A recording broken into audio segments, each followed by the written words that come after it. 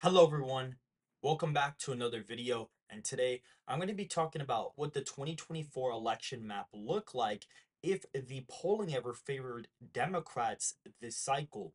Make sure to hit the like button, subscribe to the channel, make sure to comment down below. And so right now Donald Trump leads by 1.1% in the national aggregate. And so essentially what I have done is I basically plugged in certain data into my election model to be able to produce a 3.5 point shift towards Joe Biden in the national popular vote from this aggregate. And so theoretically, if I were to just go ahead and get rid of the bias and shift it around, from here it would be around 4 points, but essentially it would be a 2.4 national environment, 1.1, to, if you were to shift the popular vote 3.5 points to the left, which is the standard margin of error, that's why I'm doing that for this video, it would produce a 2.4 percentage point popular vote victory in the aggregate as of right now. And so we're going to be looking at the electoral map if that were to occur based on the same model which I'm using to project a Trump landslide for the next election. And so for the safe Republican states, you are going to have Utah, Idaho, Montana, Wyoming. We can look at Montana. We'll actually see that it is still, in fact, a safe Republican state. Kansas will probably be in the likely Republican column. It is a 13 percentage point victory.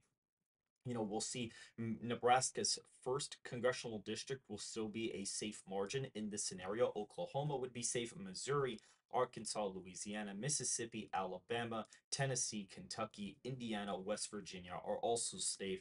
South Carolina is a 13 percentage point victory, but regardless, we already see Donald Trump is improving, off his 2020 margins in South Carolina. Still in this scenario, however, in Kansas, he does underperform there. He only wins it by about 13, which is 1.6% less than it would have been in 2020, showing that there is trends occurring in the state of Kansas. If we were to look at the safe Democrat states, we'd have California in the safe Democrat column. It would be a 24-point win. You would have the state of Washington, Oregon be in the safe Democrat column, as well as Hawaii. You would see DC, Maryland, Massachusetts, Vermont, Rhode Island, Connecticut, Delaware in the safe Democrat column. And we go to New Jersey and we see it's actually still a likely margin of victory, even in this scenario. It's only a 13-point win for Biden, which is around, a 2 point shift from the 2020 election to the right as of this point in time. And we see a state like Colorado, is still a 12.2 percentage point victory. So we see a little bit of a decrease there. However, the state does trend to the left quite significantly. It votes 10 points to the left of the nation in this scenario, which is more than what it voted by in the last cycle. And so we see a huge shift in Colorado to the left. Virginia in this scenario is an 8.2 percentage point victory. So it doesn't really trend left or right. It kind of stagnates itself and it kind of is still in the likely Democrat column, but it still shifts with the national environment to the Republicans. If we look, we see Alaska is exactly a 10-point victory, which is right around where Donald Trump won it in 2020. So we do see the state trend to the right ever so slightly, or to the left, excuse me. And then in a state like Florida and Texas, we're going to see in Texas, Donald Trump would win that by 7. In Florida, he wins by 7.5. So we'd see Texas be a slight improvement this cycle, as well as Florida shifting to the right once again from the previous matchup. As of right now, we see a state like Florida,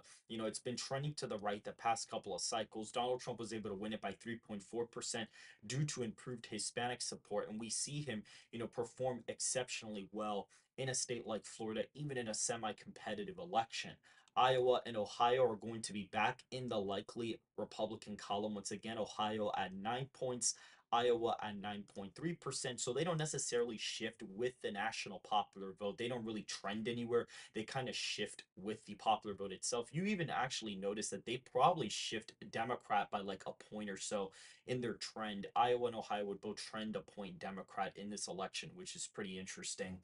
To look at that. A state like Illinois would actually be a 13.4 percentage point victory, so it wouldn't even be a safe state this time around, which is very fascinating. And a state like New York would actually be in the safe Democrat column, but it would be around a 3 point underperformance for Joe Biden compared to his previous election.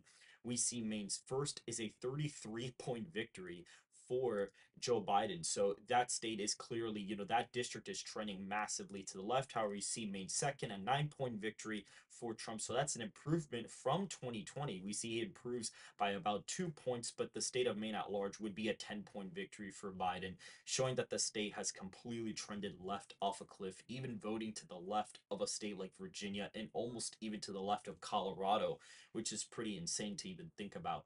New Hampshire would be a 7.8 percentage point victory. So Biden would actually improve in New Hampshire. He won it by 7.4 when he won the popular vote by 4.5.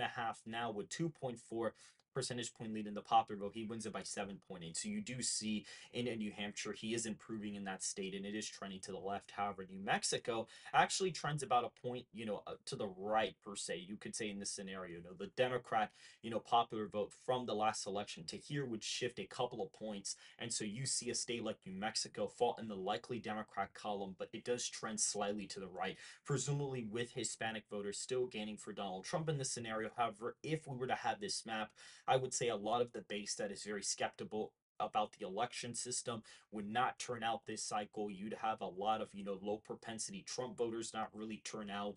The Democrat base would eat up a lot of third party votes. You would probably see third party turnout, dip in this scenario more than likely. It wouldn't be down to 2020 levels, but it would definitely be lower than what it's anticipated to be as of right now. And in North Carolina, you see a 2.7 percentage point victory for Donald Trump in the state, which is still an improvement from the previous cycle. Now, it does trend to the left in the scenario by like half a point, but it is still an improvement nonetheless from the previous election. So you do see Donald Trump is able to hold that state.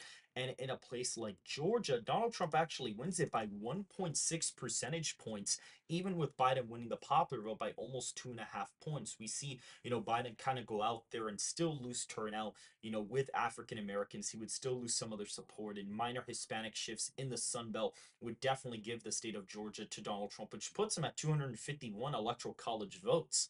Now, in Minnesota, we see Biden, win it by about 6.6. However, it does shift to the right, in terms of the margin, but it does, in fact, trend to the left compared to the rest of the nation. So you do see states like Minnesota, Colorado, Virginia, New Hampshire, Maine at large trend to the left, while states like New York, Virginia, and New Mexico kind of trend to the right alongside Illinois. So in the deep blue states, you are seeing major shifts there. And a place like Texas, it's kind of stagnating, for Republicans and Democrats. But you see a place like Florida, kind of trend to the right by a bit. Alaska, Kansas trend to the left. Even Iowa and Ohio actually trend a point Democrat in this scenario, which leaves us with the 5 traditional battleground states. We see a Nebraska's second congressional district is a 3-point victory for the incumbent president, which is 3.3 percentage points worse than the previous cycle. And now looking at Michigan, it is a lean margin. It is a 1.6 percentage point victory for Biden. So he does underperform here by about 1.2 percentage points. Presumably, the Israel Hamas conflict would definitely affect his turnout in a place like Michigan. However, what is interesting to note for this scenario is that more than likely that whole, MAGA base would probably not turn out if the polling error is this bad. You'd probably have a lot of rural voters not turn out because they are kind of questioning the election system. Biden would kind of keep a lot of that suburban vote, intact. College educated voters would kind of come home slightly. However, you would see a major, underperformance due to Israel Hamas voters, basically not voting for either candidate in this election. Wisconsin, on the other hand, actually narrowly goes to Trump by 0.1%.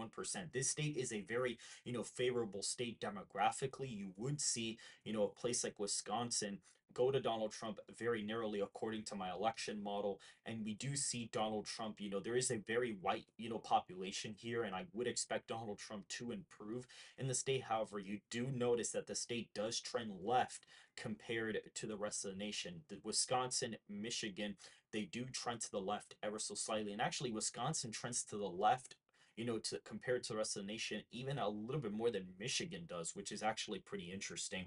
If we look at Nevada, we're going to see Donald Trump go out there and actually win the state by around a point. He actually picks it off by a point. Biden underperforming with Hispanic voters is definitely a big part of this, and that's definitely going to affect his performance in a state like Nevada. as of right now. And so Donald Trump would probably make gains in Clark County regardless of not winning the election, as a whole, and he would still take Nevada by about a point. Now, unfortunately, in this forecast, we would have Arizona going Democrat by 0.1%. Arizona and Wisconsin would be the same margin for the respective party. Arizona is a state that would trend to the left by 2 points in this forecast, and you would see Arizona nearly vote for Joe Biden in this scenario. It makes sense. Maricopa is a very fast growing county.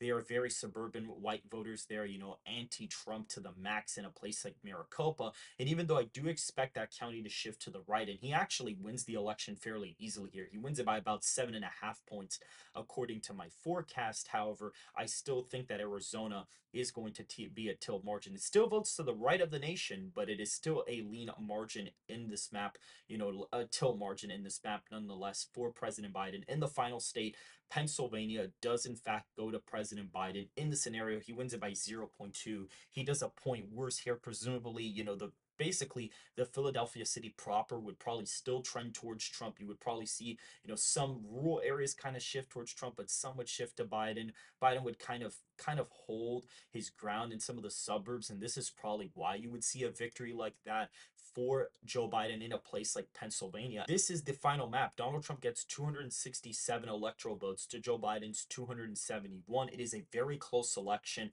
Literally, Arizona, Wisconsin, Pennsylvania are up for grabs. So this is different than my official forecast because we actually have battleground states that actually decide the election. But there's a lot of people going out there saying, oh, well, the polling error is going to favor Democrats by a ridiculous amount, and he's going to outperform the polls by 8 points. But the industry standard polling error is around a 3.5 percentage point margin. And that's what I did. I got the current average for Donald Trump, which is 1.1 percentage points. And we go over here and we applied a minus 3.5 percentage point polling error in favor of the Democrats. So, just to test out the theory, and the popular vote here is a minus 2.4. Biden wins with 51%. Trump gets about 48 percentage points. And essentially, these are the margins that were forecasted as of right now. Donald Trump would barely lose the election, but these people that are out there saying, well, oh, Biden's going to sweep all the states that he won last time, I really doubt that's going to happen. Even if Biden were to have a ridiculously good polling error for him, which I don't think he is, his approval rating is much lower than before. Donald Trump's base is very hard to poll in general, which is why I'm expecting the polling error to actually underestimate him once again.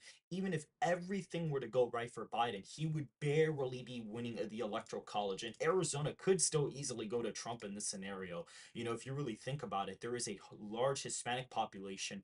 And if just the right coalition were to come out, he could narrowly pick off Arizona in this electoral college scenario. So it's not like he's that far off. Even Pennsylvania could still go to Donald Trump. So it's not like Biden has it as a slam dunk victory if the polling error were to even be a perfect polling error for Biden as of right now. And so, if you guys did enjoy this analysis, please hit that like button, subscribe to the channel, make sure to go ahead and follow the Twitter and join the Discord server in the description down below.